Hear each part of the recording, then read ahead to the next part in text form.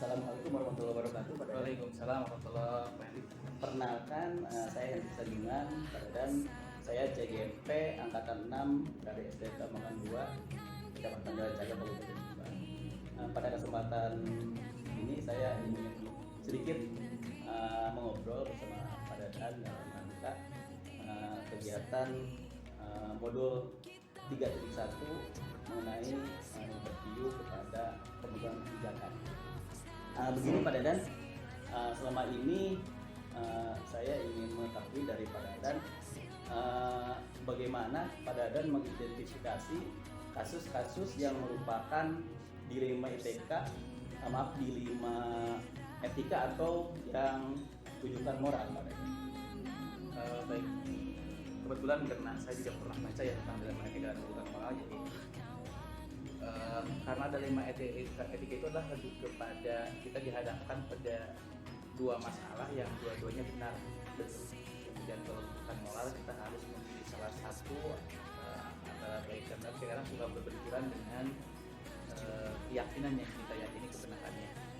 Nah, kalau selama saya bertugas memimpin sekolah ini, ya bagaimana identifikasinya itu sudah jelas ketika kita menghadapi masalah baik itu dari siswa maupun masalah dari ibu maupun dari orang tua, yang masalah itu pilihannya itu dua-duanya benar gitu.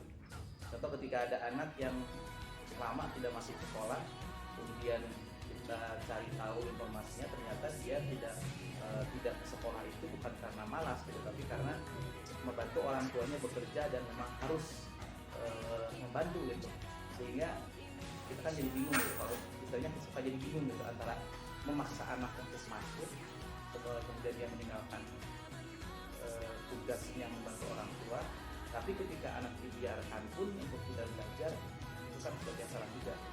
Iya, oke. Terima kasih Mas Dadan atas pencerahan mengenai perbedaan dari dilema etika atau rujukan moral beserta tadi ada contoh-contoh konkret nyatanya. Selanjutnya, selama dalam kegiatan ini Pak Dadan menjalankan pengambilan keputusan di sekolah Pak Dadan di SDN Pelita Karya ini, terutama untuk kasus-kasus di mana ada dua kepentingan yang sama-sama benar atau sama-sama mengandung nilai kebajikan. Bagaimana cara mengambil keputusannya Pak Dadan? Di posisi sebagai pemimpin itu akan selalu berhadapan dengan hal seperti itu. Maka yang saya lakukan ketika berhadapan dengan kasus-kasus yang di situ ada unsur dilema etika maupun rujukan moral, rujukan moral sih biasanya cenderung kepada hal-hal yang berkaitan dengan pimpinan kita sendiri gitu. Ketika ada kebijakan atau ketika ada sesuatu yang diinstruksikan dari pimpinan dinas kita sendiri, itu kadang ada juga yang itu berbau unsur rujukan moral seperti itu. Nah, yang saya jadikan pegangan lebih kepada regulasi. Jadi regulasi itulah yang menjadi ukuran saya milih apa gitu. Ketika ada dua pilihan yang harus saya ambil, maka yang pertama saya mana nih yang sesuai dengan regulasi. Walaupun juga karena kita manusia dan guru ataupun kepala sekolah kan harus memiliki kompetensi sosial juga. Kadang perasaan juga kita gunakan, tapi perasaan itu nggak boleh lebih besar porsinya. Harus mengedepankan profesionalisme, dan profesionalisme itulah itu yang berkaitan dengan regulasi. Iya, terima kasih Pak. Nah, selanjutnya langkah-langkah atau prosedur apa saja yang Pak Dadan jalankan untuk melakukan kebijakan selama ini Pak? Ya tadi, jadi yang pertama karena kita bertugas dari sebuah lembaga yang memang ini lembaga formal ya, sudah jelas regulasinya, sudah jelas aturannya, maka yang pertama yang jadi kita pegangan adalah regulasi. Sehingga ketika kita mengambil langkah-langkah kebijakan yang berkaitan dengan tupoksi kita pun, maka ukurannya adalah regulasi. Walaupun dalam keseharian kita tetap menggunakan perasaan. Contohnya ketika tadi ya, ketika siswa tidak masuk karena harus membantu orang tua, dia tidak bisa langsung menganggap bahwa orang tuanya berbuat kesalahan gitu. Anaknya wajib masuk ke sekolah. Nah, kita ada sisi perasaan yang kita mencoba menjadi di posisi mereka gitu, bagaimana rasanya kemudian kita memahamkan mereka walaupun memang seperti itu orang tuanya gitu ya, walaupun memang seperti itu tapi orang tuanya juga tetap harus punya persepsi yang sama tentang kewajiban anak harus sekolah gitu. Jadi kita pahamkan dulu orang tuanya, itu kan lebih kepada awalnya kita pakai perasaan, tapi porsinya jangan besar-besar dan itu ada batas waktu. Udah gitu baru kita sampaikan tentang sesuatu yang berkaitan dengan regulasinya seperti itu. Mungkin itu intinya langkah-langkah yang biasa saya gunakan gitu. Kita gunakan pertama ditimbang-timbang dulu menggunakan perasaan, jadi lebih kepada dari si manusia nih ini baik enggak gitu, tapi kita batasi hanya untuk sebagai kebijakan lah gitu untuk masuk ke langkah berikutnya yaitu menegakkan regulasi. Alhamdulillah ini saya menjadi tambahan ilmu untuk saya. Nah selanjutnya hal-hal apa saja yang selama ini Pak Dadan anggap efektif dalam pengambilan keputusan pada kasus-kasus dilema etika Pak? Yaitu ada prinsip ada prinsip seperti ini. Yang namanya pemimpin itu tidak akan bisa membahagiakan semua orang. Itu prinsip dasar menjadi pemimpin. Makanya ketika kita mengambil keputusan pasti ada hal-hal yang pasti tidak bisa membahagiakan semua orang. Kemudian yang kedua, saya selalu menyampaikan bahwa yang namanya idealisme itu tidak akan pernah bisa bergandengan dengan perasaan. Gitu. Makanya ketika seorang menggunakan perasaan untuk mengambil kebijakan, untuk melaksanakan tugasnya, maka sudah dapat dipastikan dia tidak akan profesional. Tapi ketika orang betul-betul mencoba untuk profesional, juga pasti ada yang tersakiti, gitu. Karena itu sering bergesekan gitu antara dua hal itu, walaupun kadang itu bisa beriringan. Nah, apa yang diemban saya itu jadi ketika hal-hal yang ketika ada masalah itu saya cari dulu regulasinya. Ketika itu berkaitan dengan tugas pokok dan fungsi kepala sekolah maupun tugas pokok dan fungsi guru ya kalau sekolah. Nah, regulasi itulah yang nanti yang jadi patokan saya untuk mengambil keputusan. Dan ketika orang dipahamkan tentang regulasi yang memang harus dilakukan, rata-rata orang sih paham ya, walaupun mungkin awal-awal gitu paham karena dorongan hati atau tidak. Tapi regulasi itu kan sesuatu yang memang disepakati ketika seorang memilih pekerjaan itu gitu. Ketika kita memilih menjadi guru, maka mau tidak mau gitu regulasi guru itu ya harus kita laksanakan seperti itu. Jadi istilahnya pasti ada plus minusnya, tapi itu lebih membantu daripada ketika kita memutuskan sesuatu tanpa ada dasar gitu. Nah, betul. Alhamdulillah Pak Dadan. Nah selanjutnya hal-hal apa saja yang menjadi tantangan dalam pengambilan keputusan pada kasus-kasus dilema etika? Kalau yang saya rasakan cuma satu sebetulnya, keberanian. Keberanian itu sesuatu yang hari ini kalau boleh jujur gitu, banyak pimpinan sekolah yang mungkin lebih mencari aman gitu. Kalau di sekolah ada guru yang melanggar peraturan, ya biarkan. Istilah Sunda mah heureun kuletah. Betul. Akhirnya yang buat salah terus. Tapi orang yang punya prestasi, orang yang kerja lebih dari porsinya, kadang juga diabaikan. Gak berani memberikan apresiasi. Maka keberanian ini sangat penting untuk seorang pemimpin, dan tadi keyakinan bahwa kita tidak akan pernah bisa membahagiakan semua orang. Maka tantangan terbesar itu bagaimana kita menumbuhkan keberanian untuk betul-betul kalau kita mengambil keputusan, ini ada regulasi yang regulasi yang kita tegakkan seperti itu. Ya, sangat menarik Pak Dadan. Alhamdulillah ini menambah pencerahan untuk saya dalam melakukan kegiatan dalam program grup penggerak angkatan 6 di Kabupaten Subang. Nah, selanjutnya Pak Dadan, apakah Pak Dadan mempunyai tata kala atau jadwal tertentu dalam sebuah penyelesaian kasus dilema etika? Apakah misalnya langsung diselesaikan di tempat atau memiliki sebuah jadwal tertentu untuk menyelesaikan dilema etika yang Pak Dadan temui di sekolah Pak?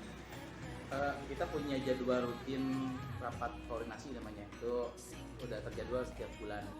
Nah, setiap masalah yang muncul, baik itu masalah biasa maupun yang berkaitan dengan dilema etika, kalau masalahnya masalah yang bisa dibiarkan, artinya tidak terlalu berefek besar, kalaupun tidak segera diselesaikan, maka dibahas di situ, diselesaikan ketika rapat koordinasi. Tapi ketika masalahnya memang berkaitan dengan customer kita kan orang tua sama siswa gitu ya. berkaitan dengan customer, dan kalau dibiarkan itu seperti bola salju akan makin besar-besar, maka itu akan segera mungkin diselesaikan gitu. Jadi tergantung kadar kualitas berat ringannya masalah yang datang. Ya, selanjutnya pertanyaan saya itu Pak Dadan, adakah seseorang atau faktor apa saja yang selama ini mempermudah atau bahkan membantu Pak Dadan dalam pengambilan keputusan dalam kasus-kasus dilema etika, Pak Dadan? Yang faktor yang paling penting adalah faktor intrinsik dari diri kita sendiri, karena motivasi terbesar seorang itu harus dari dirinya sendiri, bukan dari orang lain. Jadi kalau ditanya siapa yang paling banyak membantu diri kita, ya kita sendiri harusnya. Yang kedua, kalau di sini sih alhamdulillah, jadi di dunia sini punya sudah mulai terbentuk, punya keinginan yang sama, punya mimpi yang sama, punya kesadaran yang sama. Itu sangat membantu untuk saya, baik ketika saya harus berhadapan dengan kasus-kasus yang berbau bujukan moral ya gitu, berkaitan dengan kebijakan-kebijakan yang datang dari atasan, maka saya berani menolak atau berani menerima. Kalau di sini teman-teman juga berani menolak atau menerima gitu, karena itu sumber kekuatan untuk di sekolah. Nah, Pak Dadan, alhamdulillah pertanyaan-pertanyaan yang saya sampaikan terjawab dan menjadi pencerahan juga kepada saya. Nah, ini pertanyaan terakhir Pak Dadan. Dari semua hal-hal yang saya tanyakan, yang Pak Dadan sampaikan, apakah ada pembelajaran yang dapat Pak Dadan petik dari pengalaman Pak Dadan sendiri mengambil keputusan dilema etika, Pak Dadan? Mungkin yang pertama, pemimpin itu tidak akan lepas dari dilema etika dan kesukaan moral. Itu pasti ada, baik dari skala yang kecil maupun yang besar. Baik yang mungkin resikonya hanya dia akan tidak disukai orang, sampai dia harus berhadapan dengan resiko jabatan dan sebagainya. Maka pengalaman saya sendiri, prinsipnya yang pertama pegang regulasi, yang kedua harus berani mengambil sikap, yang ketiga yakini bahwa posisi kita sebagai pemimpin ini tidak akan pernah bisa membagikan semua orang seperti itu. Dan itu menjadi spirit dalam kepemimpinan saya, sehingga saya mencoba untuk, ya ada saatnya ketika saya harus mencoba merasakan apa yang orang lain rasakan, tapi ada saatnya saya harus berpikir bahwa orang lain harus belajar merasakan. Ya, alhamdulillah Pak Dadan, terima kasih sekali. Kembali saya Henry Sanjungan, CGMP Angkatan 6 Kabupaten Subang, berterima kasih kepada Pak Dadan telah menerima saya, kemudian telah menjawab semua pertanyaan-pertanyaan yang insya Allah bisa saya terapkan nanti ketika Allah mentakdirkan saya menjadi seorang pemimpin. Terima kasih Pak Dadan. Sama-sama. Assalamualaikum warahmatullahi wabarakatuh.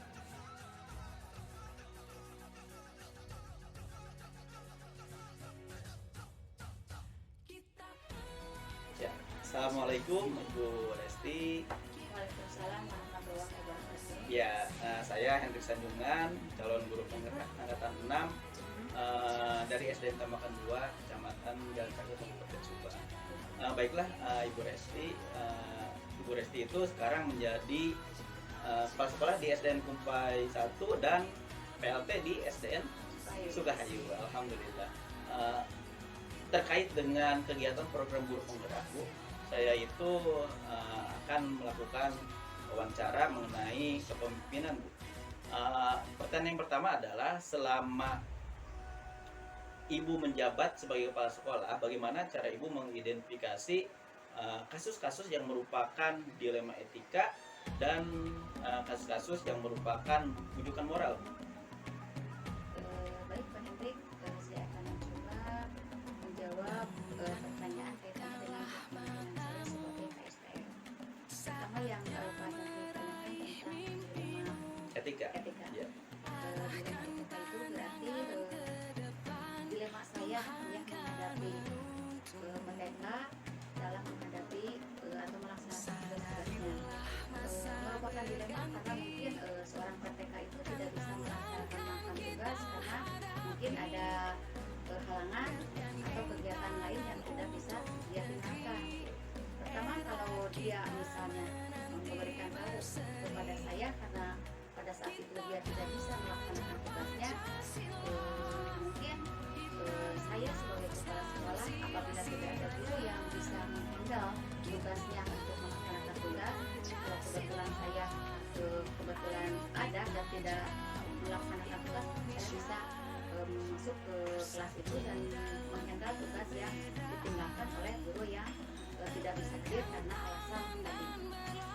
kasih Ibu mengenai tadi jawaban mengenai dilema etika dan juga rujukan moral.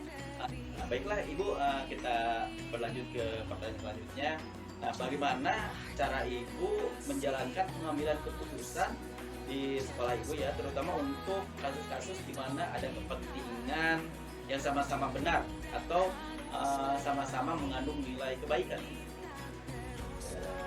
Nanti kami menjawab tentang dilema mungkin ya, saya sebagai betul. kepemimpinan di situ kalau misalnya ada seorang guru yang tidak bisa melaksanakan tugas karena ada kepentingan yang tidak bisa ditinggalkan.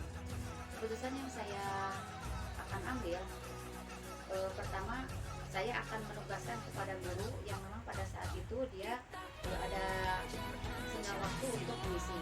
Kalau memang tidak ada guru yang bisa melaksanakan atau menunda tugas guru yang tidak bisa hadir, saya mungkin sebagai kepala sekolah yang harus ikut atau melaksanakan atau menjalankan tugas karena guru tersebut tidak bisa melaksanakan. Jadi saya sendiri mungkin yang akan harus masuk melaksanakan tugasnya sebagai guru yang tidak bisa atau menjalankan atau menggantikan guru tersebut yang tidak bisa hadir. Ya, terima kasih. Nah, langkah-langkah atau prosedur apa saja yang Ibu jalankan untuk mengambil keputusan tersebut? Baik, langkah-langkah yang akan saya ambil dalam mengambil keputusan tersebut, pertama saya akan menanyakan dulu kepada guru yang tidak bisa hadir itu apa alasannya, apakah memang dia benar-benar bisa meninggalkan tugasnya itu karena tugasnya itu karena alasannya itu tidak bisa ditinggalkan atau bagaimana. Kalau memang dia memang ada kepentingan yang tidak bisa ditinggalkan, ya okelah saya kasih dispensasi untuk dia tidak bisa melaksanakan tugas itu.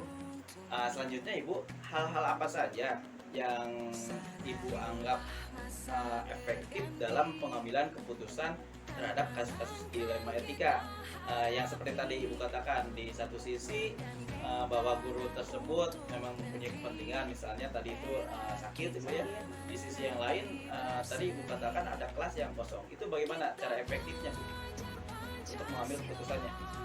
Untuk mengambil keputusan terhadap kelas yang kosong mungkin ya Pak Ya, Heri. Nah, betul. untuk mengambil tindakan untuk mengisi kelas yang kosong itu, pertama saya akan menugaskan kepada guru yang tidak ada tugas mendesak, bisa misalnya dia mengambil alih tugas dari guru itu tersebut yang tadi itu. Yang kedua, bisa saya langsung terjun memasuki kelas itu melaksanakan tugas yang tidak bisa dikerjakan oleh guru yang berada. Ya, baiklah Ibu, saya akan bertanya kembali hal-hal apa saja yang menjadi tantangan dalam pengambilan keputusan pada kasus dilema etika. Hal yang menjadi dilema buat saya sebagai KSPN untuk mengambil keputusan itu, pertama berdasarkan nurani, ya. Berdasarkan nurani, biasanya kalau guru sudah memberikan alasan kenapa dia tidak bisa hadir atau tidak bisa melaksanakan tugasnya, saya bisa mengizinkan. Tetapi di sisi lain saya melihat anak-anak kalau terus-menerus ditinggalkan sama guru, berarti ada anak-anak atau kelas yang terbengkalai, tidak bisa menerima pelajaran dari guru tersebut. Jadi dilema antara hati nurani saya kepada seorang guru tersebut, dan di sisi lain karena tugas, karena memang ada anak atau kelas yang ditinggalkan, dan lama-kelamaan dia akan di sisi lain kalau misalnya terus-menerus ditinggalkan oleh guru, anak itu akan terbengkalai karena tugas-tugasnya akan tertinggal dengan kelas-kelas yang lain. Baik Bu, selanjutnya apakah ada tata kala atau jadwal tertentu ketika Ibu menyelesaikan dilema etika? Apakah pada waktu saat itu juga atau mungkin ada jadwal-jadwal tertentu? Biasanya kalau saya mengambil keputusan itu dilihat dulu dari segi permasalahannya itu. Yeah. Kalau misalnya masalahnya itu harus segera atau urgen harus ditindaklanjuti saat itu, ya saat itu juga harus diambil keputusan. Tapi kalau misalnya ada hal yang harus kita musyawarahkan, baik itu dengan sekolah atau pihak lain, ya ditunda sesuai dengan hasil sekolah. Iya, baik. Sangat hebat sekali Bu, bisa menjadi pencerahan untuk saya suatu saat apabila saya menjadi pemimpin Ibu ya. Baiklah, selanjutnya Ibu, adakah seseorang atau faktor-faktor tertentu yang bisa membantu ibu dalam menyelesaikan permasalahan-permasalahan mengenai dilema etika tersebut? Biasanya kami di sini di sekolah yang selama ini kami pimpin, karena mungkin kinerja dan solidaritas antara PTK dan rekan sejawat itu sudah terjalin, alhamdulillah. Jadi biasanya kalau ada guru yang tidak bisa hadir karena alasan tertentu, biasanya guru yang lain yang kebetulan saat itu ada, biasanya tanpa harus saya perintahkan dia sudah sigap menggantikan posisi dia yang tidak bisa hadir untuk menggantikan dia masuk ke kelasnya yang kosong itu. Iya, alhamdulillah hebat sekali. Pertanyaan terakhir dari saya, Bu, dari semua hal yang telah disampaikan oleh Ibu mengenai obrolan kita dari awal sampai dengan akhir, hal apa saja yang bisa Ibu petik dalam mengambil keputusan yang selama ini mengenai dilema etika? Setelah tadi berwawancara dengan Pak Hendrik ya, kami bisa mengambil hikmahnya, bisa mengambil ilmunya tentang bagaimana saya sebagai pemimpin untuk mengambil keputusan dengan dilema yang tadi ya. Iya, betul. Pertama, mungkin bisa memfasilitasi guru yang kebetulan tidak bisa hadir karena alasan tertentu dalam tanda kutip tidak bisa ditinggalkan, dan bisa mengalihkan atau dibantu oleh rekan sejawatnya menggantikan tugasnya yang dia tinggalkan.